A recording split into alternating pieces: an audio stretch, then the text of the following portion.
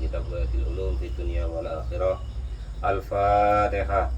A'udzu billahi minasyaitonir rajim. Bismillahirrahmanirrahim. Alhamdulillahi rabbil alamin. Arrahmanir rahim. Maliki yaumiddin. Iyyaka na'budu wa iyyaka nasta'in. Ihdinas siratal mustaqim. Siratal ladzina an'amta 'alaihim ghairil maghdubi 'alaihim waladdallin. Bismillahirrahmanirrahim. Qala al-mu'allif rahimahullah wa nafa'ana wa nafa'ani bi ulumi fid dharain amin ya rabbal alamin.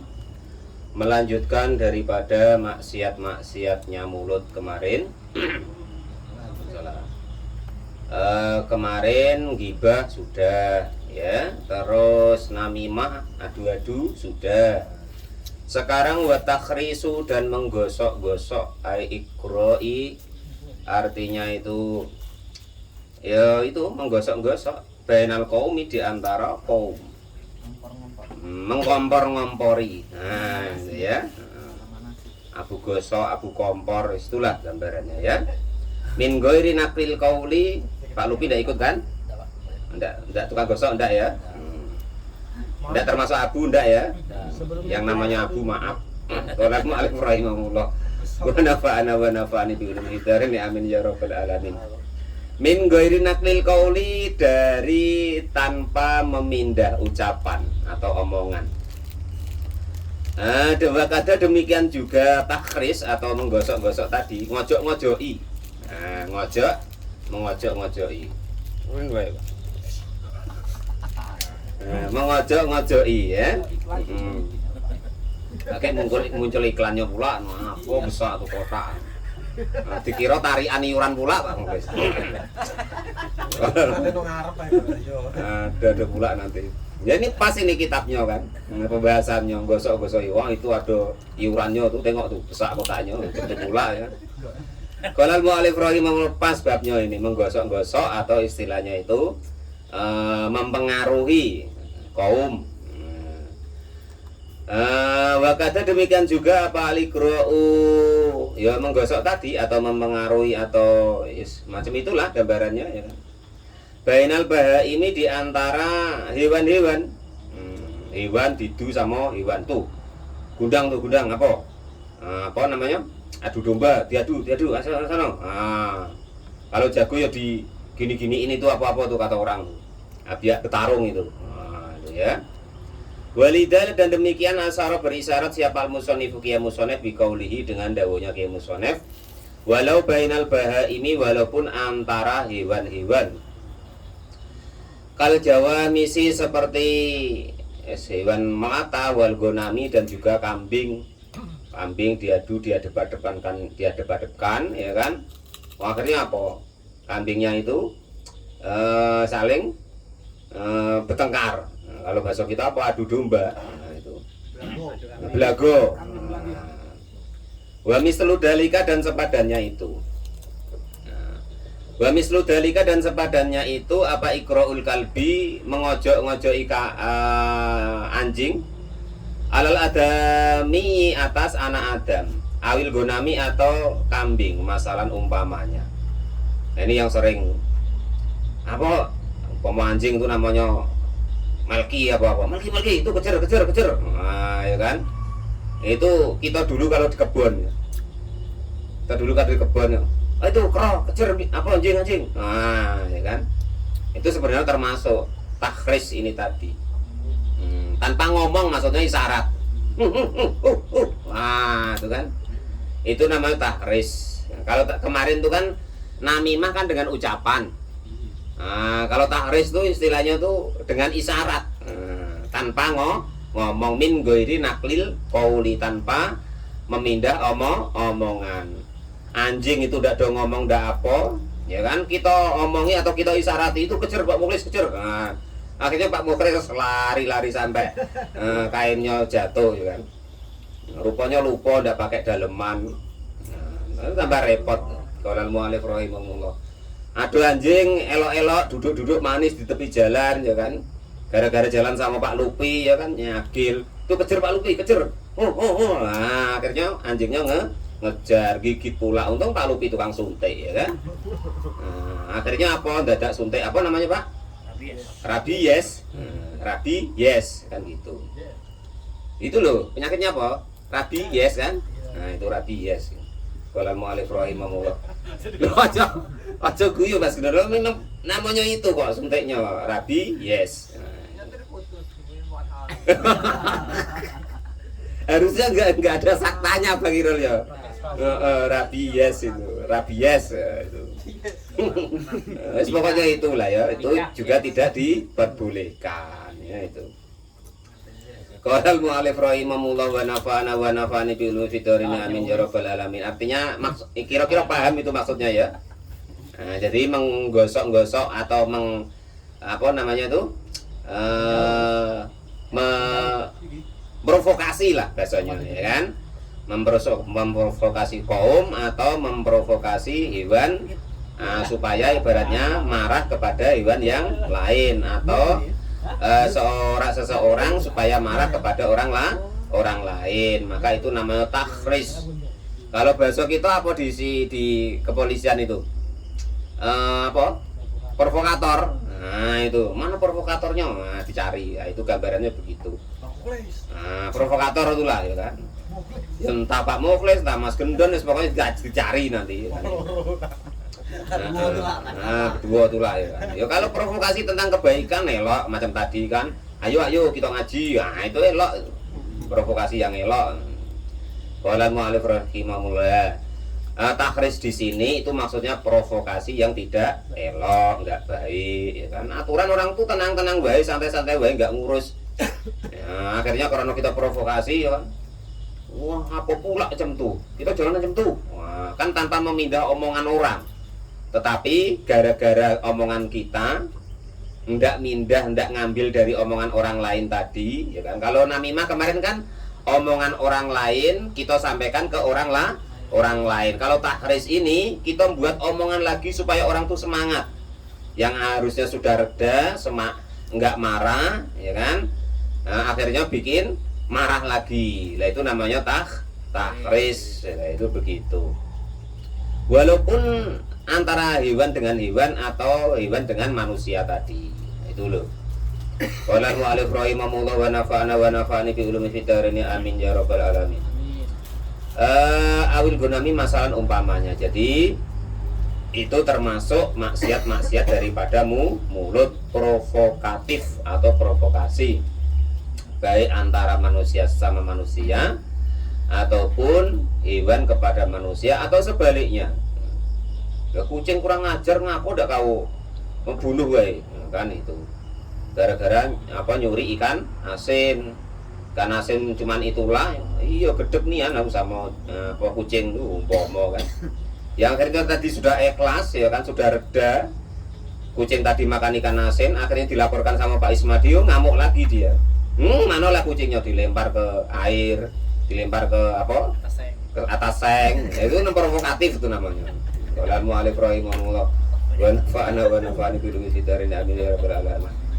Pokoknya yang menjadikan orang tuh semangat lagi untuk berbuat tidak baik itu namanya provokatif atau takhris itu. Maksiat mulut yang seterusnya yaitu wal kidbu dan berbohong. Bahwa adapun yang disebut kidbun itu al-kalamu berbicara bikhilafil waqi'i berbeda dengan aslinya. Berbeda dengan yang dijatuhkan, artinya yang diucapkan. Bahwa adapun al-kidbu itu mingkoba ikhiddunubi termasuk paling jelek-jeleknya dosa. Wa fawaqisal uyubi dan juga paling menjijikkannya cacat. Cacat yang paling menjijikkan itu berbohong dan juga termasuk yang paling jelek, paling jelek-jeleknya dosa itu berbohong. Qala sudah bersabda siapa baginda Nabi aku Muhammad sallallahu alaihi wasallam, innal kidba sesungguhnya berbohong itu babun pintu min abwabin nifaqi dari golongan pintu-pintunya sifat munafik. Hati-hati walaupun bergurau kita ndak usah bohong-bohongan ya. Latihan nanti gara-gara bergurau itu akhirnya apa? Kebiasaan nanti kira nanti nian-nian gitu ya. Jadi berbohong itu termasuk kita itu masuk ke dalam ranah kita golongan orang-orang yang munafik, harus kita jago betul-betul. Itu Qala al-mu'allif rahimahullah, yang kebanyakan Mas Gendon tuh sama istrinya ya. Mana duitnya Pak Mas? Alah ini tinggal ini.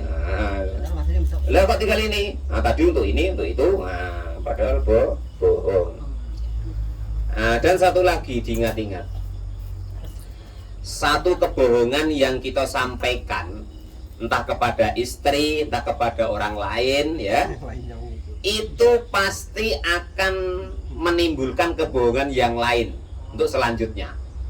Nah, kita bohong sama istri, nah, nanti itu ada kebohongan yang lain yang mengikutin itu.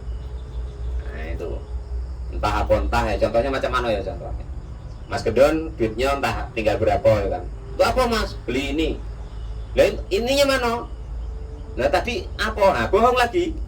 Nah, akhirnya ibaratnya tuh menarik kebohongan-kebohongan yang lain. Sekali kita bohong akan menarik kebohongan-kebohongan yang lain. Nah itu makanya kalau menurut baginda Nabi itu termasuk nanti kita masuk ke wilayah munafik. Nanti kalau sudah munafik, ya fit darkil asfali minan nar, di neraka yang paling bawah. Kalau bisa jangan paling bawah, paling atas ya sengsara. Nah gitu.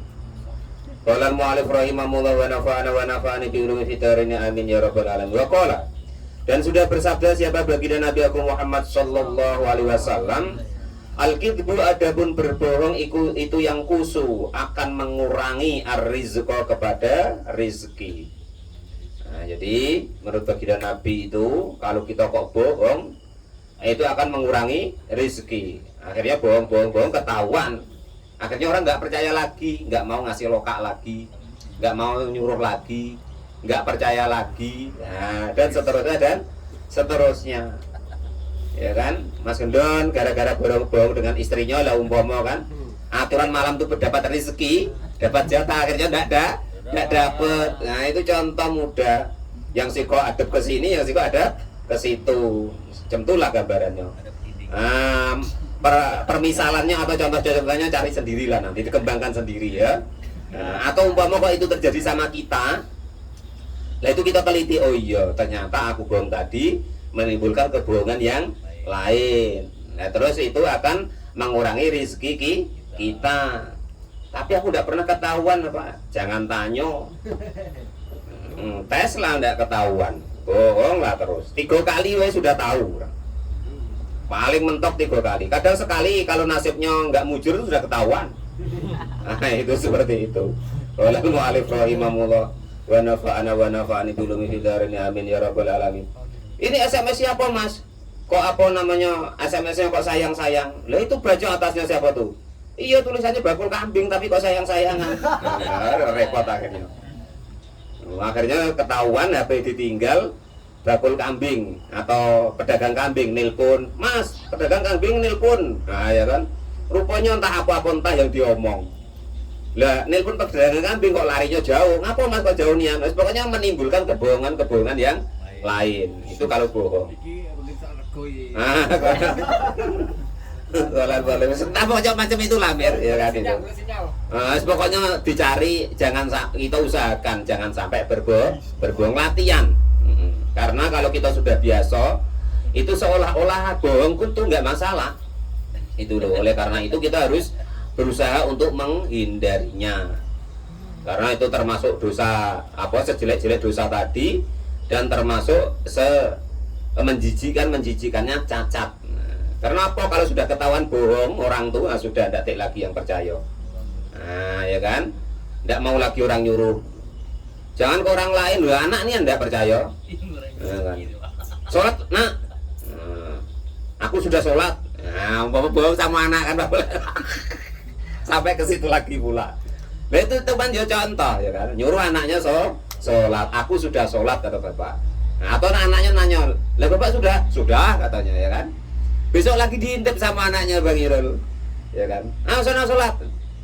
Lah bapak sudah. Nah, akhirnya besok diteliti sama anaknya. Malah rupanya bapak tidak sholat, akhirnya malah rugi anaknya tidak mau sholat gara-gara dia bohong. Nah, Padahal sholat itu kewajiban dari Allah Subhanahu wa ta'ala. Kita orang tua tuh cuman ngarahkan. Namun dikarenakan kita tadi ibaratnya berbohong, akhirnya anaknya jengkel, ya kan, merajuk dengan kita, tapi merajuknya kepada Allah Subhanahu wa ta'ala. Yang salah kita, anak kita malah merajuk kepada Allah, menimbulkan dosa besar. Wa qala, dan sudah berkata siapa Abu Sa'id Al-Khudri, sami'tu, mendengar siapa saya Rasulullah, kepada baginda Rasulullah sallallahu alaihi wasallam, yad'u, berdoa siapa Nabi, wa yaqulu, dan berkata siapa Nabi, fi du'aihi, di dalam doanya Nabi, Allahumma, wahai Allah, tahir, semoga engkau membersihkan qalbi, kepada hati saya, membersihkan kenyataannya, minan nifaqi, dari kemunafikan, yaitu termasuk berbohong tadi, wa tahir qalbi wa farji, dan juga membersihkan farji saya, minaz zina, dari zina, wal lisani, dan membersihkan lisan saya, minal kaidbi, dari berbohong. Zakaro, menerangkan dalika, kepada keterangan tentang bohong tersebut siapa Al-Ghazali, Imam Al-Ghazali, wa qala, dan berkata siapa Al-Fasni, Imam Al-Fasni, Al-Kidbu, adapun berbohong itu kulluhu, ya semuanya, kitbun atau bohong itu ismun, dosa, ilama, kecuali kebohongan, nafa'a, yang bermanfaat bi, dengan kebohongan tersebut siapa illa ma, kecuali kebohongan, nafa'a, yang bermanfaat, apa kebohongan, bi, dengan ma, musliman, kepada orang muslim, au dafa'a, atau menolak, bi, dengan orang lain tadi, min dinin, dari agamanya, ingtaha, sudah selesai apa keterangan dari Imam Al-Fasni. Imam Al-Fasni itu menerangkan bahwasanya kebohongan itu semuanya jelek, kecuali ada beberapa, ya kan, contoh, ya kan, ini contoh, oke, sakit hati pula, ya kan. Nah ini Mas Gendon, ya kan, nengok Pak Lupi selingkuh, lah umpama, ya kan itu. Lah kebetulan karena kawan akrab ditanya sama istrinya Pak Lupi, nengok apa bapaknya dah Mas Gendon? Kayak apa? Tadi di sana lah kayaknya nongkrong di sana, padahal lagi di rumah mbok muda atau mak muda, kan itulah. Menyelamatkan Pak Lupi macam itu dibolehkan, sekedar boleh, enggak kok wajib loh ya.